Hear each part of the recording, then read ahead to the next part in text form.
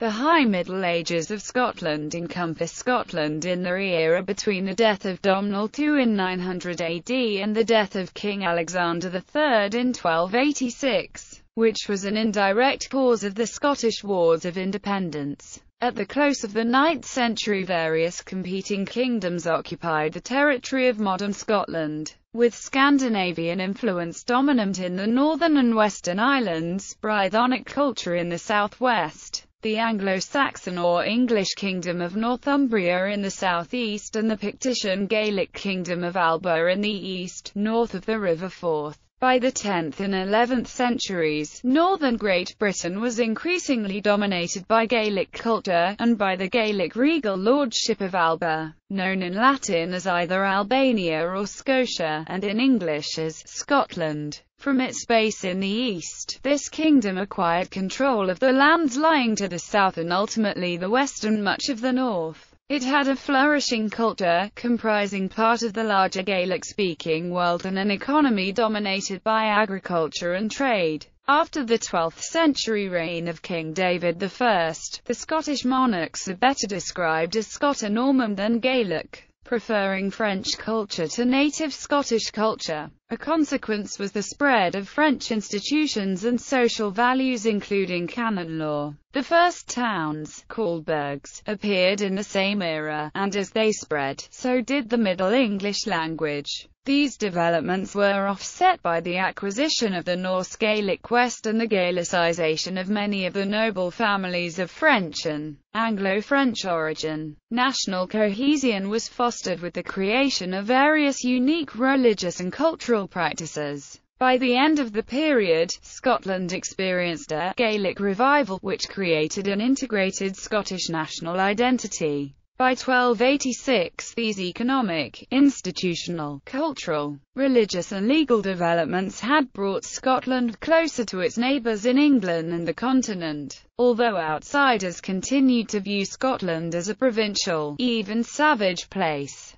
By this date, the Kingdom of Scotland had political boundaries that closely resembled those of the modern nation. Historiography. Scotland in the High Middle Ages is a relatively well-studied topic, and Scottish medievalists have produced a wide variety of publications. Some, such as David Dumville, Thomas Owen Clancy and Dovett Brown, are primarily interested in the native cultures of the country, and often have linguistic training in the Celtic languages. Normanists, such as G.W.S. Barrow, are concerned with the Norman and Scoto-Norman cultures introduced to Scotland after the 11th century. For much of the 20th century, historians tended to stress the cultural change that took place in Scotland during this time. However, scholars such as Cynthia Neville and Richard Dorham, while not ignoring cultural changes, argue that continuity with the Gaelic past was just as, if not more, important. Since the publication of Scandinavian Scotland by Barbara E. Crawford in 1987, there has been a growing volume of work dedicated to an understanding of Norse influence in this period. However, from 849 on, when Columba's relics were removed from Iona in the face of Viking incursions, written evidence from local sources in the areas under Scandinavian influence all but vanishes for 300 years. The sources for information about the Hebrides and indeed much of northern Scotland from the 8th to the 11th century are thus almost exclusively Irish, English or Norse. The main Norse texts were written in the early 13th century and should be treated with care. The English and Irish sources are more contemporary, but according to historian Alex Wolff may have led to a southern bias in the story, especially as much of the Hebridean archipelago became Norse-speaking during this period. There are various traditional clan histories dating from the 19th century, such as the monumental, the Clan Donald, and a significant corpus of material from the Gaelic oral tradition that relates to this period, although their value is questionable. Origins of the Kingdom of Alba. At the close of the 9th century, various polities occupied Scotland. The Pictish Gaelic Kingdom of Alba had just been united in the east. The Scandinavian-influenced Kingdom of the Isles emerged in the west. Ragnall Uaimar was a key figure at this time, although the extent to which he ruled territory in western and northern Scotland, including the Hebrides and Northern Isles, is unknown, as contemporary sources are silent on this matter. Dumbarton, the capital of the Kingdom of Strathclyde, had been sacked by the Uaimar in 870. This was clearly a major assault, which may have brought the whole of mainland Scotland under temporary Uaimar control. The southeast had been absorbed by the English Kingdom of Bernicia, Northumbria, in the 7th century. Galloway in the southwest was a lordship with some regality. In a Galwegian charter dated to the reign of Fergus, the Galwegian ruler styled himself Rex Galwetensium, King of Galloway. In the northeast, the ruler of Moray was called not only king in both Scandinavian and Irish sources, but before Maelsnechtae, King of Alba. However, when Domnall mac Corsentine died at Dunnottar in 900, he was the first man to be recorded as Riorban, and his kingdom was the nucleus that would expand as Viking and other influences waned. In the 10th century, the Alban elite had begun to develop a conquest myth to explain their increasing Gaelicization at the expense of Pictish culture.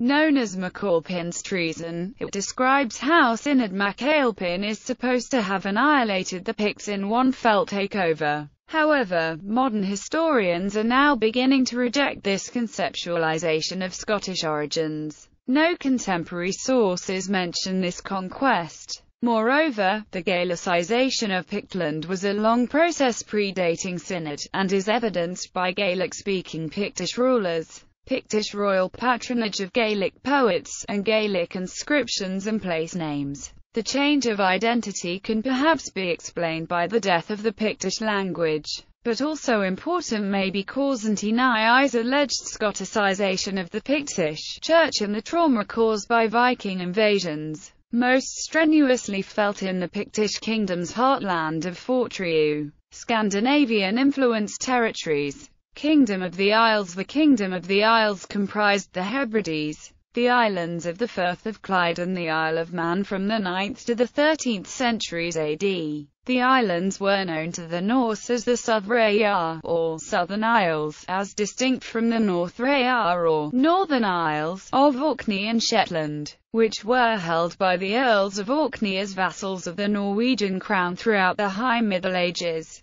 After Ragnall Uaimar, Amlape Cuarang, who fought at the Battle of Brunanburh in 937 and who also became King of Northumbria, is the next king of the Isles on record. In the succeeding years, Norse sources also list various rulers such as Gilli, Sigurd the Stout, Håkon Eriksson and Thorfinn Sigurdsson as rulers over the Hebrides as vassals of the kings of Norway or Denmark. Godred Crovan became the ruler of Dublin and Man from 1079, and from the early years of the 12th century the Crovan dynasty asserted themselves, and ruled as kings of Man and the Isles, for the next half-century. The kingdom was then sundered due to the actions of Somerled, whose sons inherited the southern Hebrides while the Manx rulers held on to the North Isles for another century. The North Scandinavian influence in Scotland was probably at its height in the mid-11th century during the time of Thorfinn Sigurdsson,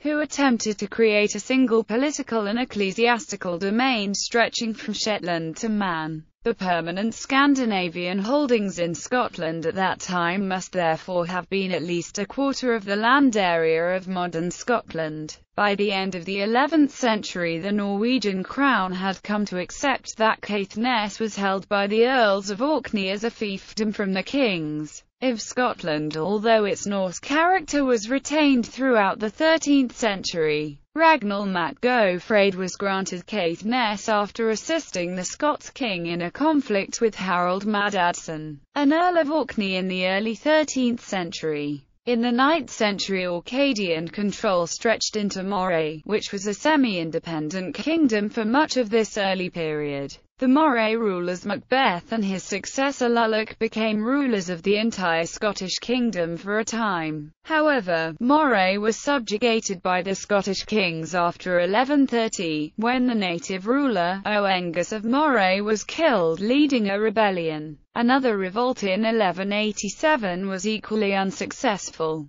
Southwest Scotland. By the mid-10th century, Amleth Cuaran controlled the Rins, and the region gets the modern name of Galloway from the mixture of Viking and Gaelic Irish settlement that produced the Gaeilge idol. Magnus Bearlegs is said to have subdued the people of Galloway in the 11th century, and Whithorn seems to have been a centre of Hiberno-Norse artisans who traded around the Irish Sea by the end of the first millennium. However, the place name of written and archaeological evidence of extensive Norse settlement in the area is not convincing. The Ounsland system seems to have become widespread down the west coast, including much of Argyll, and most of the southwest apart from a region near the Inner Solway Firth. In Dumfries and Galloway, the place name evidence is complex and of mixed Gaelic, Norse and Danish influence. The last most likely stemming from contact with the extensive Danish holdings in northern England. Although the Scots obtained greater control after the death of Gillibrigta and the accession of Lochlann in 1185, Galloway was not fully absorbed by Scotland until 1235, after the rebellion of the Galwegians was crushed. Strathclyde. The main language of Strathclyde and elsewhere in the Hen Ogledd in the opening years of the High Middle Ages was Cumbric, a variety of the British language akin to Old Welsh. Sometime after 1018 and before 1054, the kingdom appears to have been conquered by the Scots, most probably during the reign of Mael Coluim mac Cineada, who died in 1034. At this time the territory of Strathclyde extended as far south as the River Derwent. In 1054, the English King Edward the Confessor dispatched Earl Siward of Northumbria against the Scots, then ruled by Macbeth. By the 1070s, if not earlier in the reign of Mael Coluim mac Donchada, it appears that the Scots again controlled Strathclyde, although William Rufus annexed the southern portion in 1092. The territory was granted by Alexander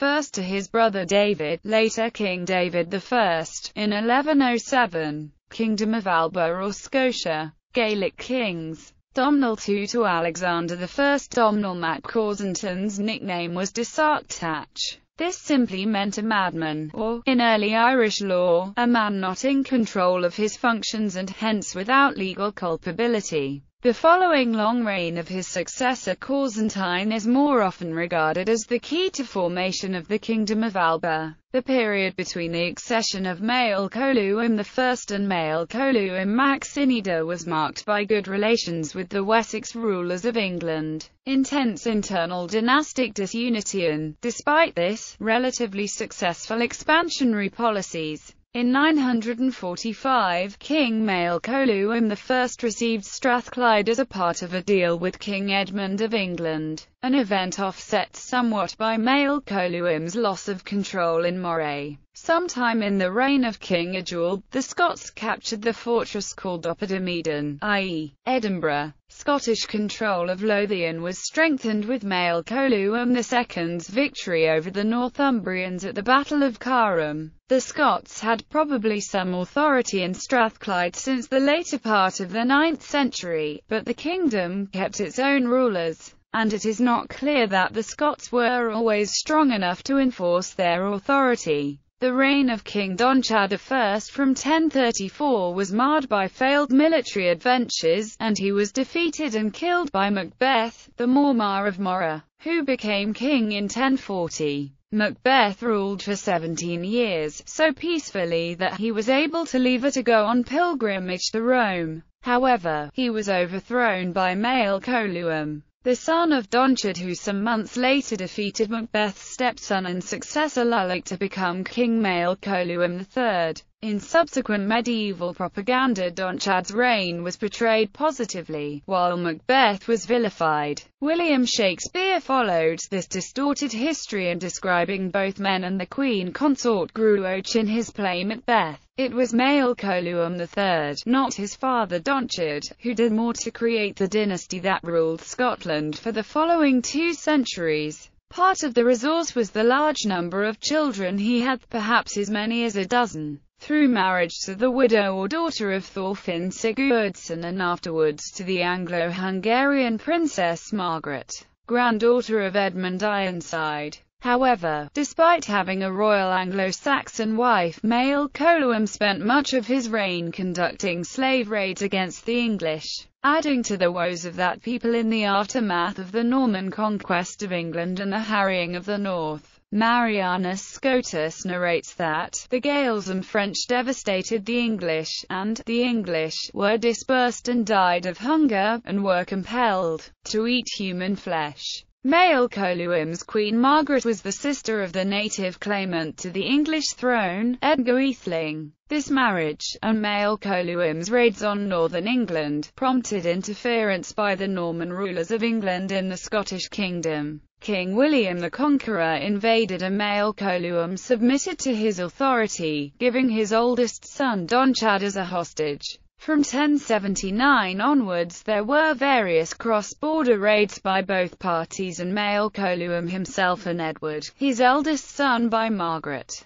died in one of them in the Battle of Alnwick, in 1093, with Mael Coluim and Edward dead in the same battle, and his other sons in Scotland still young. Domnall was made king. However, Donchad II, Mael Coluim's eldest son by his first wife, obtained some support from William Rufus and took the throne. According to the Anglo-Saxon Chronicle, his English and French followers were massacred, and Donchad II himself was killed later in the same year by Domnall's ally Mael Peter of Mearns. In 1097, William Rufus sent another of Mael Coluim's sons, Edgar, to take the kingship. The ensuing death of Domnall ban secured the kingship for Edgar, and there followed a period of relative peace. The reigns of both Edgar and his successor Alexander obscure by comparison with their successors. The former's most notable act was to send a camel to his fellow Gael Muircheartaigh Brian, High King of Ireland. When Edgar died, Alexander took the kingship, while his youngest brother David became Prince of Cumbria. Scoto-Norman kings. David I to Alexander III. The period between the accession of David I and the death of Alexander III was marked by dependency upon and relatively good relations with the kings of England. The period can be regarded as one of great historical transformation, part of a more general phenomenon, which has been called Europeanization. The period also witnessed the successful imposition of royal authority across most of the modern country. After David I, and especially in the reign of William I, Scotland's kings became ambivalent about the culture of most of their subjects. As Walter of Coventry tells us, the modern kings of Scotland count themselves as Frenchmen, in race, manners, language and culture. They keep only Frenchmen in their household and following, and have reduced the Gaels to utter servitude. This situation was not without consequence. In the aftermath of William's capture at Alnwick in 1174, the Scots turned on the small number of Middle English speakers and French speakers among them. William of Newburgh related that the Scots first attacked the Scoto-English in their own army, and Newburgh reported a repetition of these events in Scotland itself. Walter Bower, writing a few centuries later about the same events, confirms that there took place a most wretched and widespread persecution of the English both in Scotland and Galloway. The first instance of strong opposition to the Scottish kings was perhaps the revolt of Oengus, the Mormar of Moray. Other important resistors to the expansionary Scottish kings were Somerled, Fergus of Galloway, Giles Brigta, Lord of Galloway, and Harold Madadson, along with two kin groups known today as the Macaths and the Macwilliams. The threat from the latter was so grave that, after their defeat in 1230, The Scottish Crown ordered the public execution of the infant girl who happened to be the last of the Mac-William line. According to the Leinachos Chronicle, many of these resistors collaborated, and drew support not just in the peripheral Gaelic regions of Galloway, Moray, Ross and Argyll, but also from eastern Scotland proper, and elsewhere in the Gaelic world.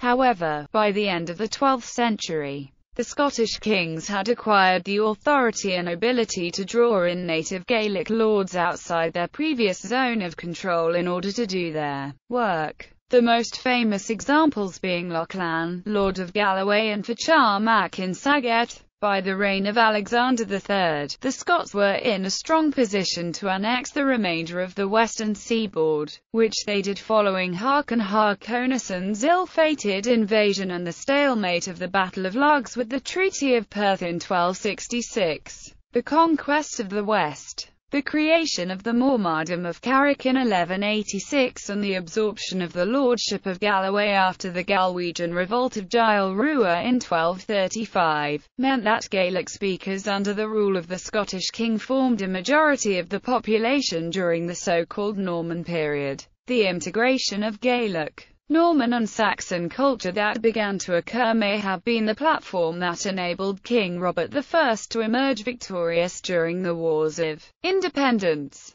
which followed soon after the death of Alexander III.